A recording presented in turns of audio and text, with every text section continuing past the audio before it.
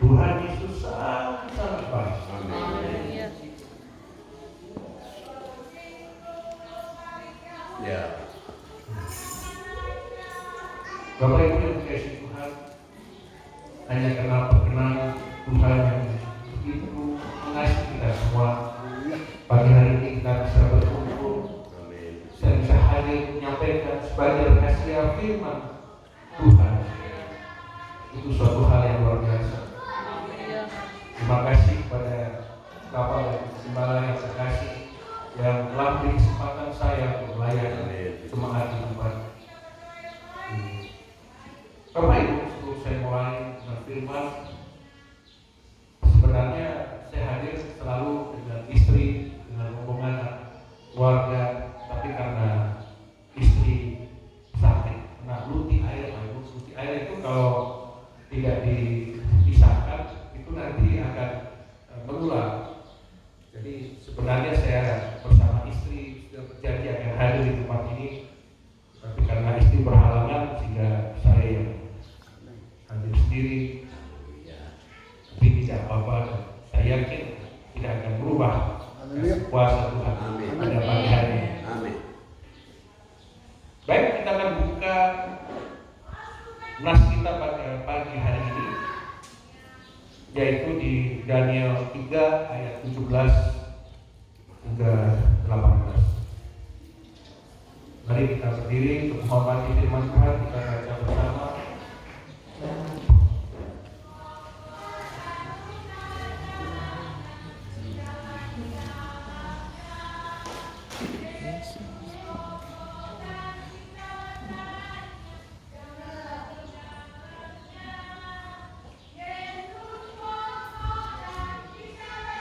Daniel 3 ayat 17.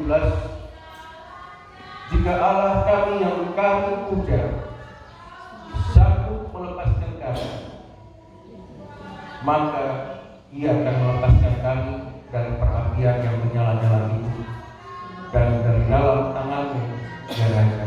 Amin. Ayat 18. Tetapi seandainya tidak, hendaklah Tuanku mengetahui, ya Raja, bahwa kami tidak akan memuja dewa Tuanku dan tidak akan menyembah patung emas yang Tuanku dirikan. Haleluya. Silakan untuk kembali.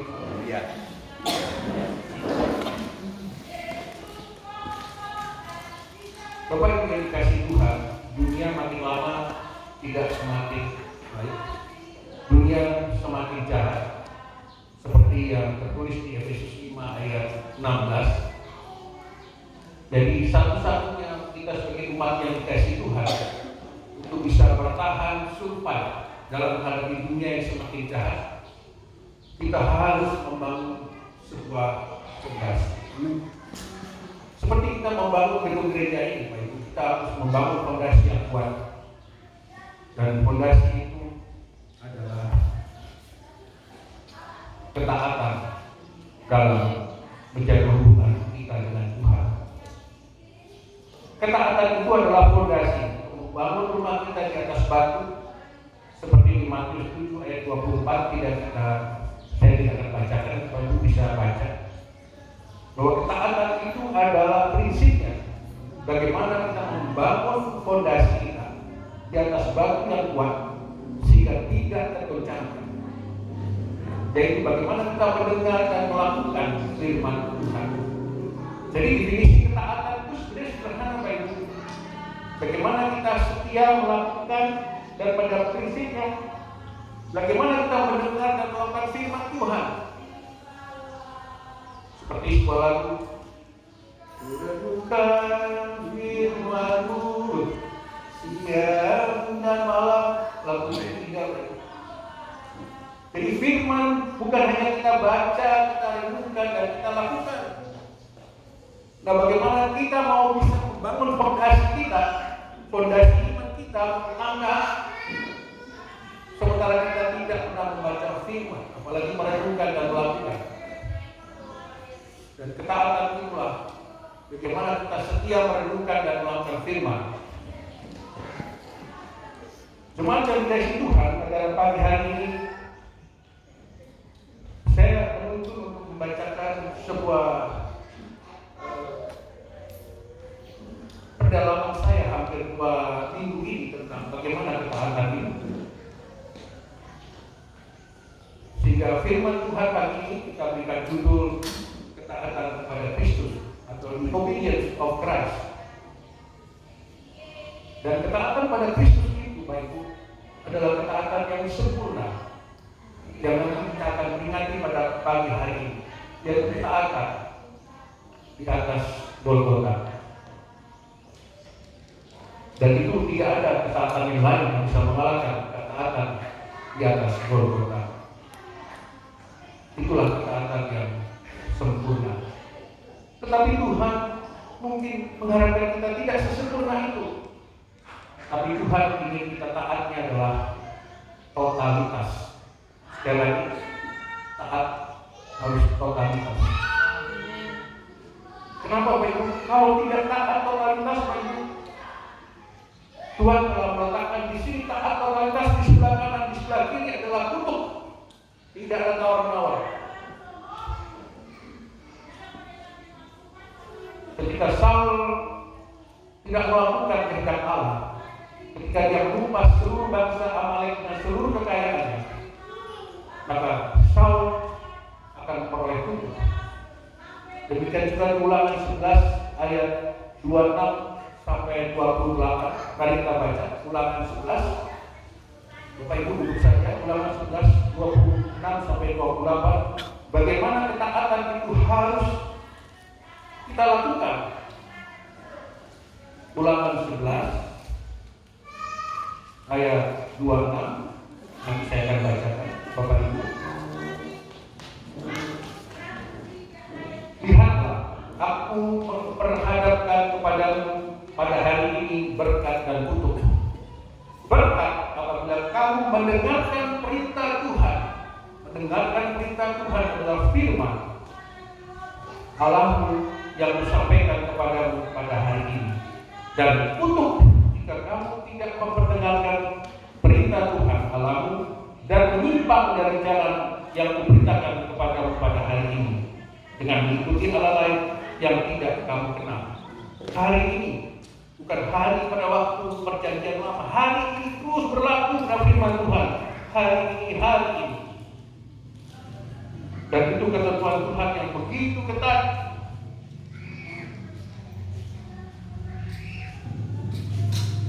Saya mempelajari firman ini, luar biasa Tuhan. Seperti lagu yang tadi kita dengar, segala perkara yang kita tahu, apabila kita setia, Tuhan menyertai kita. Tuhan yang setia. Kita tidak perlu khawatir bila Tuhan menyertai kita. Seperti nas kita nanti saya akan jelaskan bagaimana 3 sosok pemuda Ibrani ini. Jemaat yang kasih Tuhan ada 3 unsur. Bagaimana kita membangun fondasi itu? Kalau membangun fondasi kan ada semen, ada besi beton, ada pasir dan sebagainya. Nah, ketaatan fondasi itu ada 3. Luar biasa saya peroleh ini firman Tuhan dalam waktu 2 minggu ini. Yang pertama adalah komitmen, yang kedua adalah integritas, yang ketiga adalah dewasa rohani. Komitmen di dalam kamus bahasa Indonesia itu adalah keterikatan perjanjian untuk melakukan suatu sikap, dan itulah yang menyebabkan hubungan kita terikat dengan Tuhan untuk menjadikan kesetiaan rohani. Itu komitmen, Bapak Ibu. Komitmen. Integritas dalam kamus buku bahasa Indonesia besar mengatakan bahwa suatu keadaan yang utuh untuk berpotensi menghasilkan kewibawaan dan kejujuran, sehingga integritas rohani itu akan membentuk manusia Kristiani yang utuh, yang pada akhirnya akan membangun kita sebagai umat Kristiani yang dewasa rohani. Amin. Dewasa rohani yang memiliki pikiran Kristus.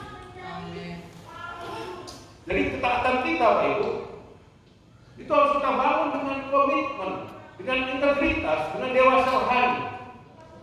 Anak-anak yang di sebelah, yang sekolah minggu, tidak mungkin dia taat, karena dia belum ada dewasa rohani. Tetapi Bapak Ibu yang ada di depan ini demikian juga saya harus memiliki dewasa rohani. Amin. Luar biasa.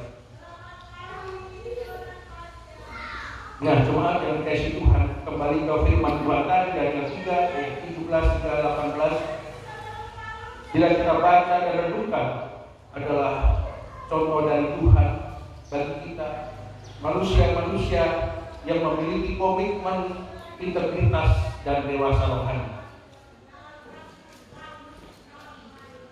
Sekalipun panas tubuh Sadrak, Mesak, Abednego tidak terbakar apapun, baik rambutnya, seujung rambutnya, demikian juga jubahnya. Padahal tubuh yang disediakan oleh Nebukadnezar, Bapak Ibu, dalam kita berdiri sekian meter, itu panasnya bukan main. Dan pasukan-pasukan banyak yang mati. Dan mereka bertiga akan dimasukkan ke dalam tubuh itu. Sadrak, Mesak, Abednego, pemuda-pemuda buangan pada masa Babel. Mereka ini pemuda-pemuda biasa, pemuda buangan. Tetapi mereka memiliki kemurnian hati, kebenaran yang teguh. Mereka punya komitmen sehingga mereka fokus, bukan fokus pada masalah, tetapi fokus pada Tuhannya. Amin. Itulah yang disebut sebagai komitmen yang totalitas. Sehingga dia tahu, dia paham siapa Tuhan mereka itu. Sehingga mereka tahu kemampuan Tuhan mereka. Mereka juga tahu bagaimana posisi mereka di hadapan Tuhan. Mereka punya hubungan intim antara mereka dengan Tuhan. Itulah kedewasaan rohani. Sehingga di dalam setiap menghadapi masalah, bahkan ancaman mati pun, mereka tetap fokus pada Tuhan. Inilah kabar baik bagi kita. Sebesar apapun masalah kita, mari kita fokus pada Tuhan yang lebih besar dari masalah. Haleluya. Jadi mereka 3 orang ini merasa yakin, merasa aman. Tuhan akan menyertai mereka. Karena mereka fokus pada Tuhan, karena dia sudah dewasa rohani. Dia punya komitmen. Komitmen, integritas, dewasa rohani adalah sikap hati untuk hidup benar. Standar hidup yang tinggi sesuai dengan firman Tuhan yang disertai dengan moralitas. Ini yang harus dimiliki anak-anak Tuhan. Pelayan Tuhan, gembala harus memiliki ini. Jemaat-jemaat pun harus memiliki ini. Bukan hanya kami yang berdiri di atas mimbar, tapi saudara-saudara harus memiliki ini. Jadikanlah komitmen, integritas, dewasa rohani menjadi gaya hidup anak-anak Tuhan. Karakter.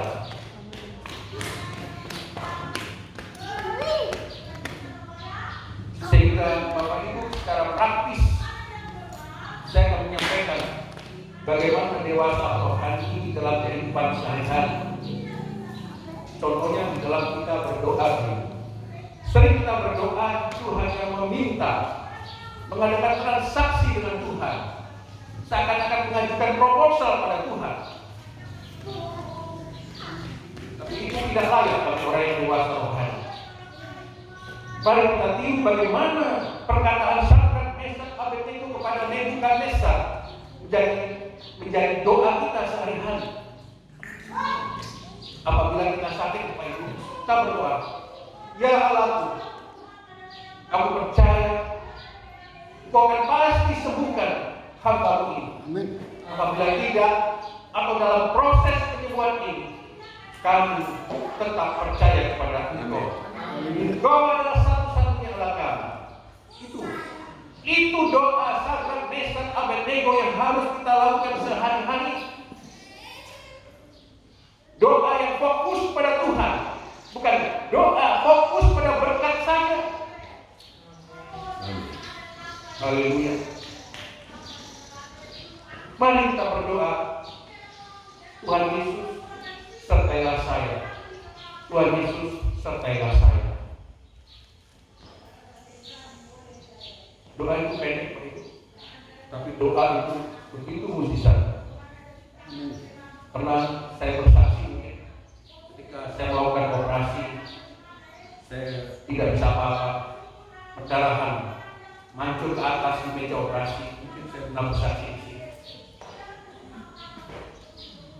Doa yang saya ambil, akhirnya saya tahu doa itu dari wanita Felicia. Tuhan Yesus tolong saya.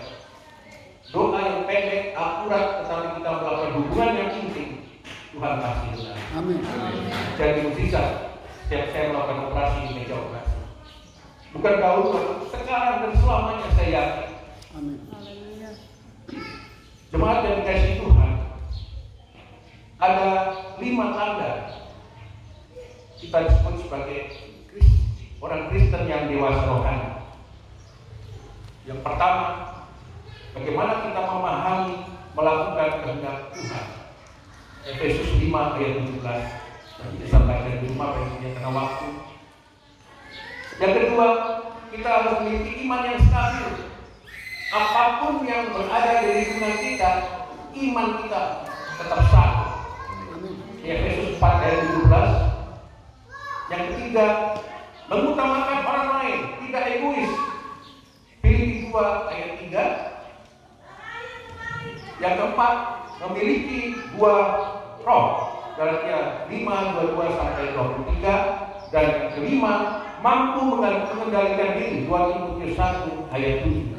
Saya catat begitu indahnya bagaimana kita dibangun Tuhan agar kita dewasa rohani.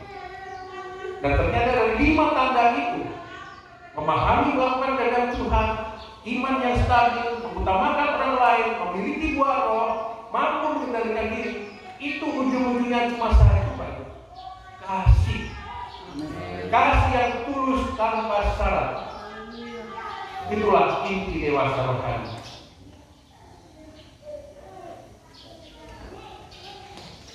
Lebih indah firman pagi hari ini. Bagaimana kita dituntut untuk jadi dewasa rohani.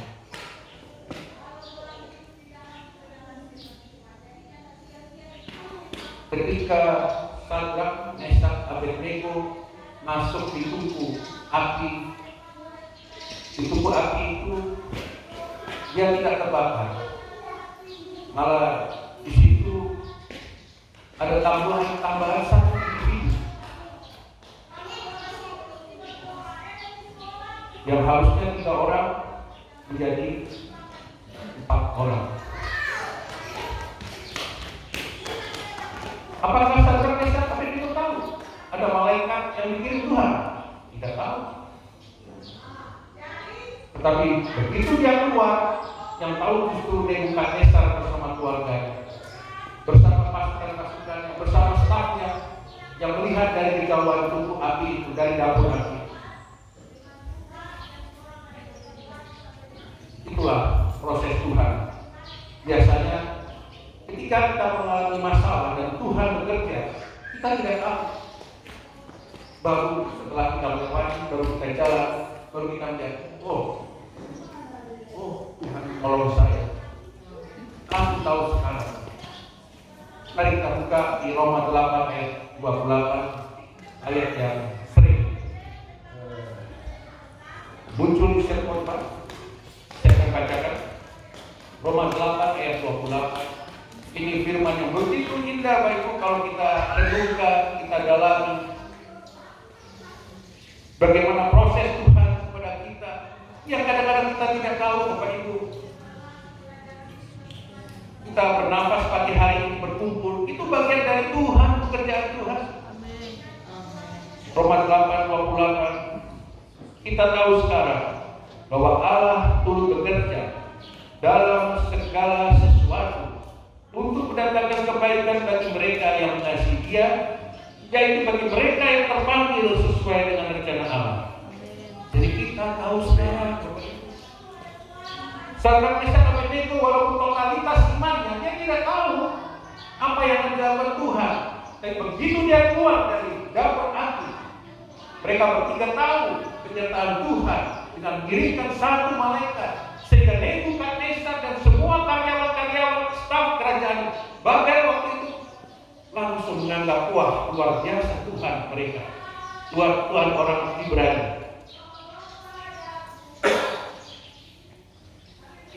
Kadang-kadang kita tidak sadar Tuhan telah menolong kita.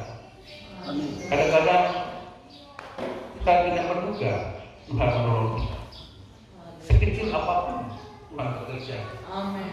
sesuai dengan kesiapan kita untuk menerima berkat. Sama halnya dengan Ayub 42 ayat 1 sampai 6. Ayub itu baru tahu, itu baru paham bahwa Tuhan itu bekerja dengan segala kemampuannya dia. Tuhan memiliki rencana yang tidak pernah gagal, sehingga terpaksa Ayub harus minta maaf pada Tuhan, mengoyak-ngoyakkan bajunya. Itulah manusia. Bagaimana sadar atau tidak sadar Tuhan telah bekerja. Dan kembali pada Roma ayat 8:28.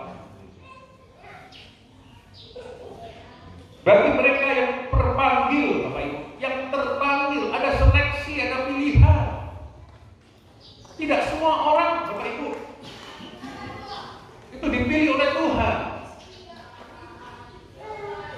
Bapak Ibu, mungkin 20 tahun lalu saya tidak bisa bayangkan, saya bisa berdiri di atas mimbar ini, Bapak Ibu. Saya bukan apa-apa.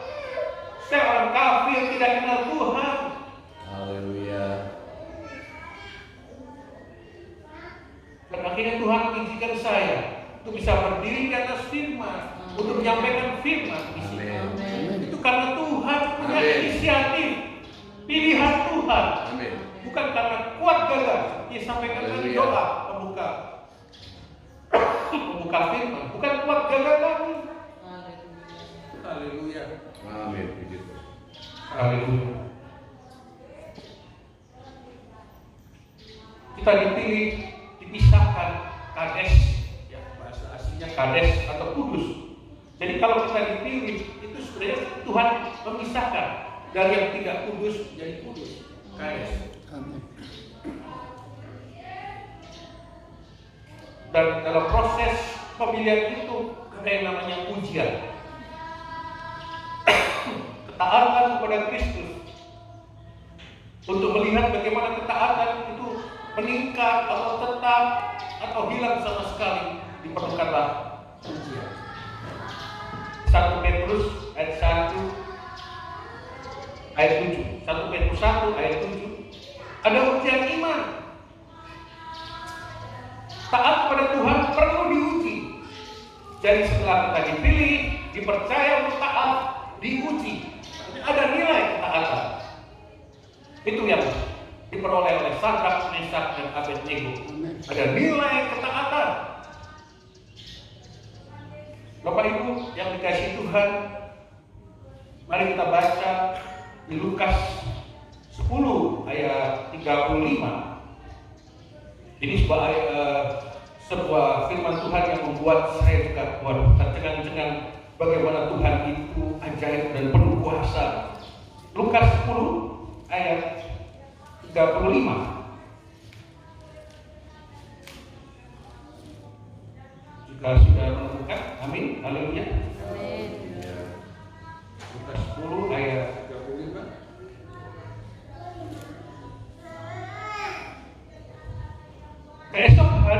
Keesokan harinya, dia menyerahkan 2 dinar kepada pemilik penginapan itu, katanya, rawatlah dia, dan jika kau belanjakan lebih dari ini, aku akan menggantinya waktu aku kembali.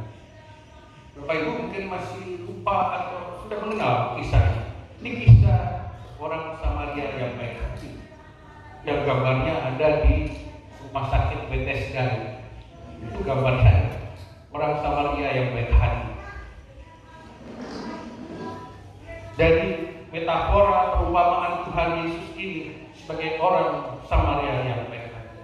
Orang Samaria adalah orang-orang yang terpinggirkan, dan Tuhan Yesus datang memang bukan untuk orang-orang yang sempurna.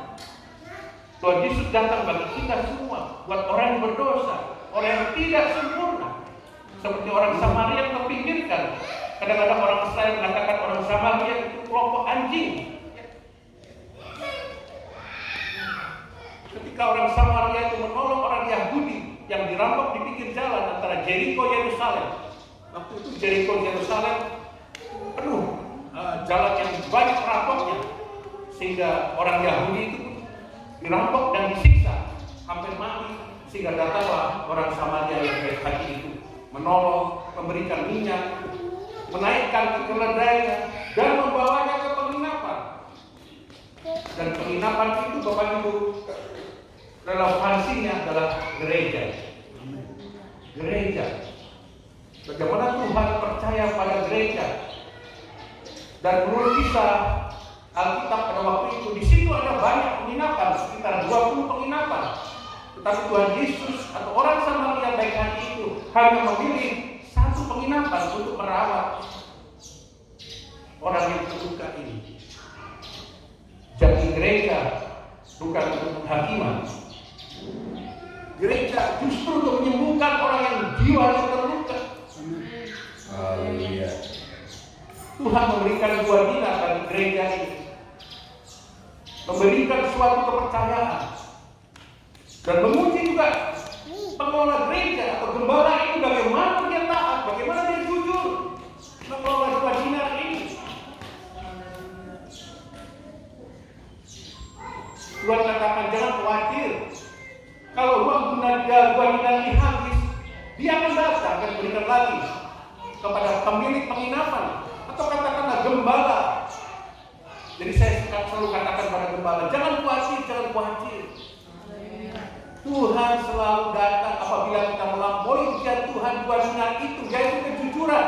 Amin. Oleh karena itu dibutuhkanlah suatu kejujuran dalam mengelola gereja. Dimanapun saja, bukan di tempat ini baik. Karena ujian iman yang Tuhan kehendaki. Amin. Dengan menggunakan metafora orang Samaria yang baik hati.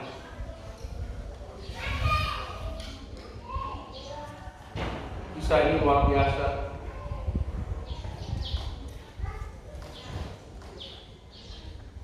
Ujian ketaatan dalam pelayanan itu potensi untuk meningkatkan integritas kita, yaitu kejujuran dan kewibawaan itu. Seperti di Amsal 15 ayat 8, doa orang jujur Tuhan berkenan. Amsal 3 ayat 32, Tuhan bergaul dengan orang jujur. Amin. Seperti Daud, Ayub, dan Raja Hizkia. Jadi gereja harus punya kejujuran jika ingin Tuhan menyertai. Haleluya. Gereja bukan tugas Bapak Ibu gembala, tapi semua jemaat.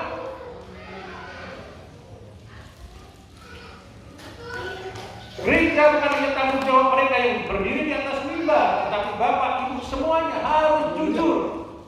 Jujur dalam rohani, jujur dalam kehidupan sekuler kita. Kenapa? Itu nanti akan dipisahkan Pak Ibu. Set apart atau dikades atau dikuduskan. Mereka yang tidak jujur berarti tidak kudus, tidak akan dipilih oleh Tuhan. Seperti katakan tadi, Bapak Ibu juga pernah mendengar di sebuah kisah Rasul bagaimana Saulus menjadi Paulus. Itu kisah yang amat membuat saya begitu merinding hati saya ketika Saulus anak muda ini, seorang yang penuh integritas di dalam keilmuan Taurat, yang murid terbaik dari profesor Taurat yaitu Gamaliel. Bagaimana dia menyiksa orang-orang yang benar pada waktu itu, sampai dia harus mengejar orang-orang percaya sampai ke Damsyik. Dan ternyata dia harus ke Damsyik. Dan Damsyik ini bukan maksud Tuhan untuk dia mengejar anak-anak Tuhan, tapi justru dia akan memisahkan Paulus, set apart. Tuhan sudah siapkan Saulus ini yang namanya sebelumnya Saulus sejak lama Bapak Ibu. Dan dia harus dibutakan mata jiwa mereka dengan cahaya Tuhan di sebuah jalan menuju kota Damsyik. Jadi Tuhan kalau bekerja agar kita bertobat, banyak caranya. artinya membuat kita buta. Tetapi hati kita, mata rohani kita dibuka. Seperti yang dilakukan kepada anak muda yang bernama Saulus. Kisah Rasul 9 ayat 4 dan 5.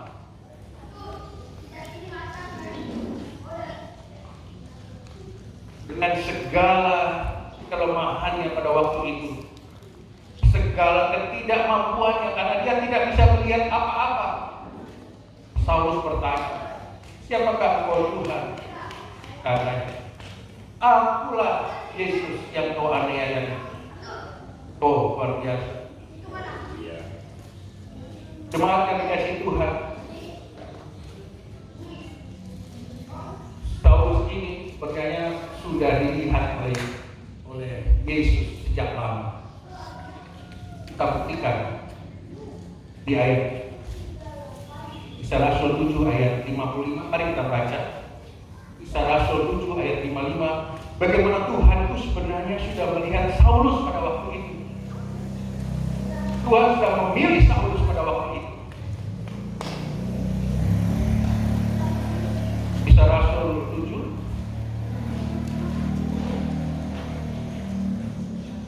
sudah ketemu itu. Haleluya.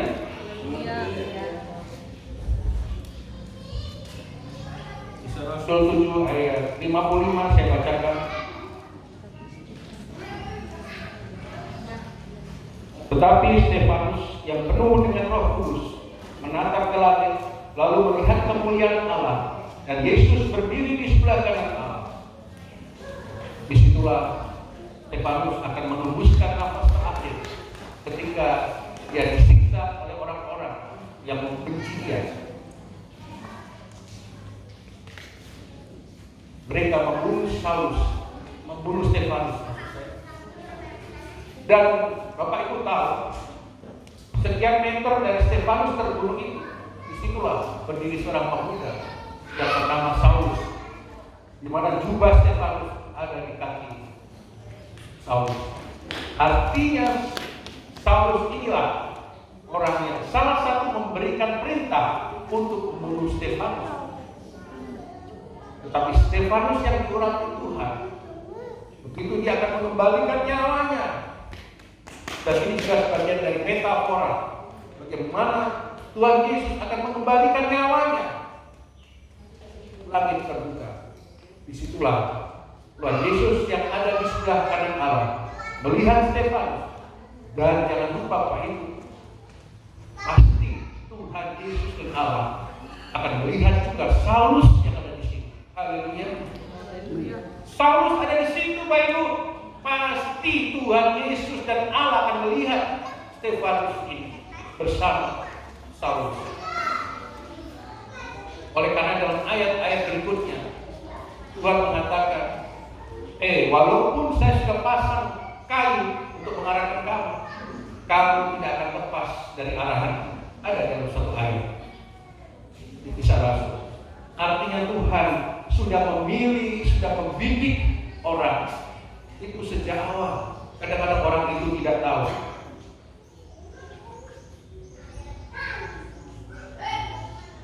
Jadi, Bapak Ibu, kalau kita sudah dipilih oleh Tuhan, apa sikap kita? Harus ada 3. Yang pertama, harus segera Bapak Ibu merespon seperti Matius 4:20.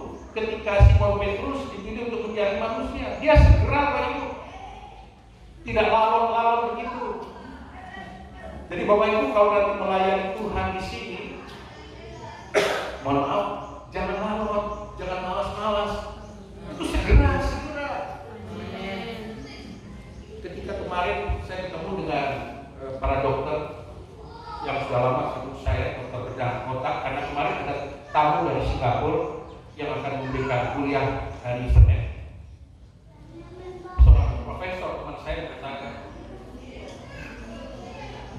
"Mas Eko besok bisa ikut diving di Nugget?" Saya bilang, "Mas saya nggak bisa.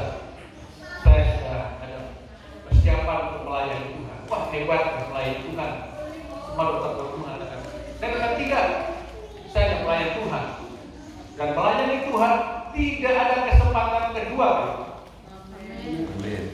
Bapak Ibu kalau ditunjuk oleh Bapak Ibu gembala di sini melayani Tuhan di dalam posisi apapun, itu kesempatan pertama. Jangan buang kesempatan kedua. Seperti yang dilakukan oleh Simon Petrus, harus segera. Karena Bapak Ibu ini dikuduskan, dipilih, set apart. Dan yang kedua, kita harus bersyukur. Kita harus bersyukur. Lukas 17 ayat 16. Seperti yang terjadi di seorang penderita kusta dari orang Samaria. Dari 10 orang kusta itu yang sudah disembuhkan Tuhan, hanya satu yang kembali. Orang Samaria, orang kafir lagi. Dan orang itulah yang datang ke Yesus untuk bersyukur. Dan apa yang terjadi Bapak Ibu? Semua disembuhkan, termasuk bonus yaitu keselamatan. Kalau sakit lepra Bapak Ibu ya, itu jari bisa lepas, telinga bisa hilang, pipi ini tinggal tengkorak saja, tangan saja bisa lepas. Jadi kalau sakit lepra, pada waktu itu belum ada obatnya, tapi sekarang sudah ada obatnya.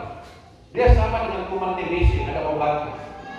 Dan kalau itu disembuhkan oleh Tuhan, saya yakin Tuhan yang menciptakan tidak ada jadi ada. Jari yang lepas pasti akan pulih. Telinga yang tidak ada pasti akan tumbuh. Sedangkan Lazarus saja 4 hari yang sudah membusuk di dalam ilmu kedokteran, sel yang mati membusuk, tidak mungkin bisa hidup lagi. Dan itu kuasa Tuhan. Orang Samaria ini disembuhkan dan diselamatkan. Dan yang 9 orang yang tidak terpilih itu sembuh. Ya sembuh, tetapi tidak diselamatkan. Jadi beda ya. Kalau kita bersyukur melayani Tuhan, kita bukan hanya sembuh, tapi kita dapat bonus keselamatan. Dan itu tidak ada duanya.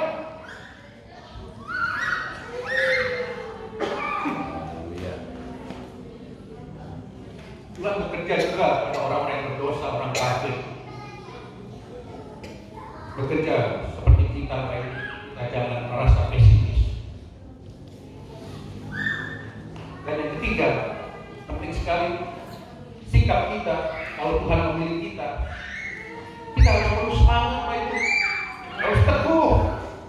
Seperti wanita pendarahan 12 tahun, Matius 9 ayat 20. Bayangkan pendarahan 12 tahun dia disingkirkan secara manusia. Tetapi pada hari itu, begitu dia memegang jubah dan dia beriman, dia percaya, dia tidak disingkirkan oleh Tuhan. Justru dia dipilih, kades, kudus oleh Tuhan. Haleluya. Luar biasa Tuhan kita.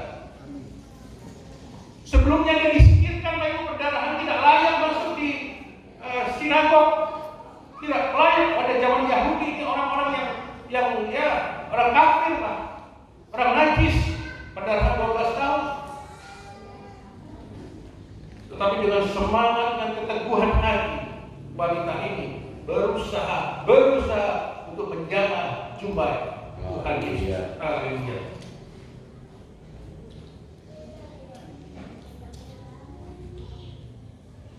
Jemaat yang dikasihi Tuhan, banyak contoh yang punya orang yang punya komitmen di dalam firman Tuhan. Dan ini contoh yang harus saya sampaikan kepada Bapak Ibu, yaitu tentang Raja Daud. Kenapa Raja Daud itu dikasih Tuhan?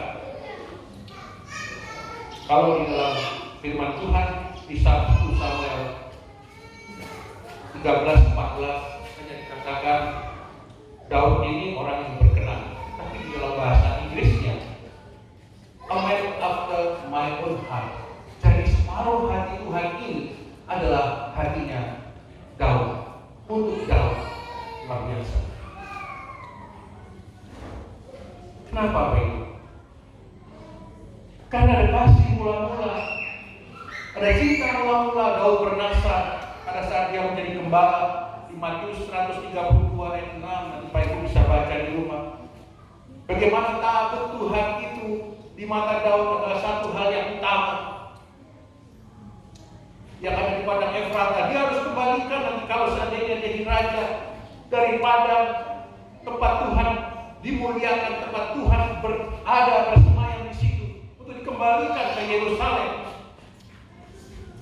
Dan Tuhan begitu mencintai Daud karena sikap ini, karena dasar Daud ini. Dan kabar baiknya Bapak Ibu, kalau kita taat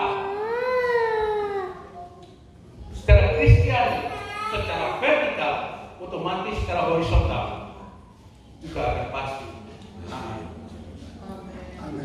Hubungan antara manusia kita pasti baik, dengan tetangga, dengan sesama pekerja, dengan sesama pelajar. Hubungan kita pasti baik.